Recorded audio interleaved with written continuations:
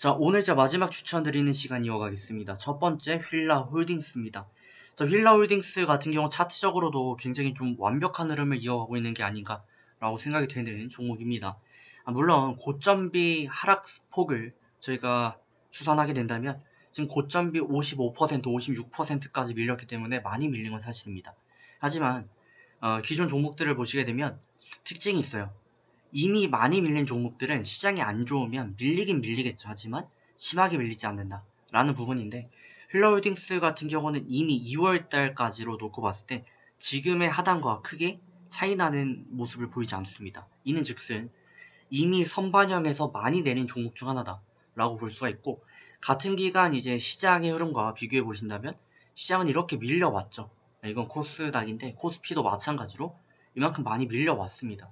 이만큼의 밀릴 여력이 있는가, 더 밀릴 수 있는가 라고 봤을 때 휠라홀딩스는 이미 1월달에 밀릴 만큼 밀렸기 때문에 추가적으로 밀릴 룸이 없었고, 그로 인해서 저점도 딱히 추가 경신하지 않았다. 근데 이런 종목들의 특징은 뭐냐면요, 대부분이 바닥을 미리 인지하고 있다라는 거고, 추가적으로 하락할 폭이 없다라는 얘기입니다. 하락할 폭이 없다라는 얘기는 반등할 가능성이 높아진다라는 얘기가 되겠죠. 물론 보시는 것처럼 2월달 이후 바로 급등하진 않았습니다. 여전히 쉬고 있는 상황이지만 확실한 건 하락 각도가 굉장히 줄어들고 있다라고 볼 수 있습니다.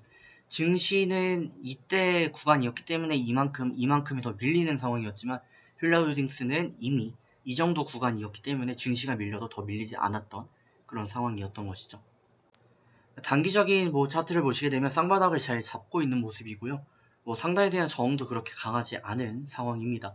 이미 바닥권 매집 의심 패턴들이 여러 차례 형성이 되는데 저점 횡보를 하면서 거래 없이 유지되는 모습들, 이런 모습들을 볼 때 추가 하락에 대한 사실상 의지가 좀 없었다라고 볼 수 있었습니다. 자, 휠라홀딩스 이슈를 보시면 여러 가지 내용이 있는데, 휠라홀딩스 많이들 아시는 기업이고요. 로고 보시면 이제 휠라 굉장히 유명한 로고죠. 이 체육 관련 이런 기성복은 아닌데 어쨌든 이런 의류 관련 기업으로서 추가적인 하방 요인이 좀 적었다라고 보는 거고, 최근에 이제 체질 개선에 나선다라는 내용, 또 5년간 1조를 투자해서 브랜드 재정비한다 등의 다양한 내용들도 같이 지금 이어지고 있습니다. 그래서 지금 보시는 것처럼 머니투데이 오늘 헤드라인 픽을 보시면 국민 패션 휠라 바닥 쳤나라는 내용이 있는데, 테리니 열풍, 그러니까 테니스를 얘기하는 거죠. 이게 얼마 전까지만 해도 사실 골프가 또 유행하던, MZ세대 사이에서도 유행하던 모습이 있었는데 아무래도 가격적인 측면에 부담이 있다 보니 비교적 비용이, 고정적인 비용이 좀 덜 나갈 수 있는 테니스 같은 산업들도 지금 성장을 하고 있고, 여러 가지 이슈 등으로 인해서 바닥을 치려는 노력이 이어지고 있습니다. 아무래도 골프 같은 경우는 갈 때마다 장비가 있다고 하더라도 이 코트를 이제 빌리는 그 비용이 들어가겠죠. 18홀을 빌리고 하다 보면 돈이 꽤 들어가는 걸로 알고 있습니다. 근데 테니스 같은 경우 테니스장, 때로는 동네를 이용한다면 공짜 이용이 가능할 수도 있고요. 테니스 채워, 또 사람, 공만 있으면 사실상 크게 돈이 많이 들어가지 않기 때문에 이슈가 되고 있다라고 보시면 좋을 것 같습니다. 자, 3450원 기록합니다.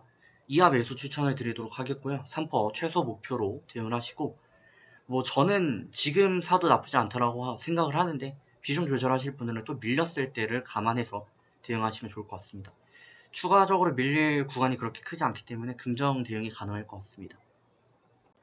자, 마지막 추천은 M20인데 앞서 시간에 제가 좀 많이 할인 관계로 짧게만 말씀드리면, 최근 시장과 전혀 다른 행보를 좀 이어가고 있습니다. 최근 시장 흐름은 기어 내려오는 이런 패턴이었는데, M2N 같은 경우는 최근 코스피와는 전혀 다른 행보를 이어가고 있죠. 이게 저희가 주도주를 이제 탐색하는 가장 좋은 방법 중 하나가 시장과 다른 흐름을 기록하고 있는 종목들, 이런 종목들에서 옥석 가리기가 성공할 가능성이 높습니다. M2N이 이미 좀 많이 올라왔다라고 가정을 할 수 있겠지만, 이게 어쨌든 간 추세적으로 지금 시장과 다른 흐름을 이어가고 있고, 이 이슈가 충분히 살아준다면 추가 대형 급등도 가능합니다. 보통 시장이 지금은 많이 밀려있지만 원래는 저점에서 테마 종목이 하나 제대로 발생되면 저점에서 2배에서 3배 정도는 올라오는 게 통상적인 작전주들의 패턴이거든요.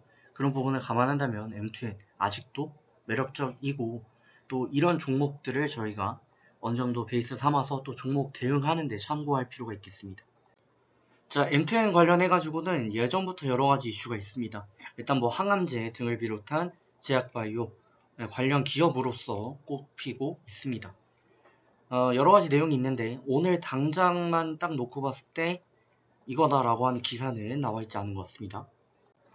제2의 신라젠 등 여러가지 칭호들을 붙고 있는 M2N인데 지금 맥이 워낙 좋은 상황이기 때문에 뭐 대응하실 분들은 이제 소량 접근해 주시면 좋을 것 같고요. 8,992 함에서 3% 목표 잡고 가시면 좋을 것 같습니다. 비중 소량 접근해 주시면 되겠습니다. 좋은 결과 만들어 가시고 전 다음 시간에 뵙도록 하겠습니다.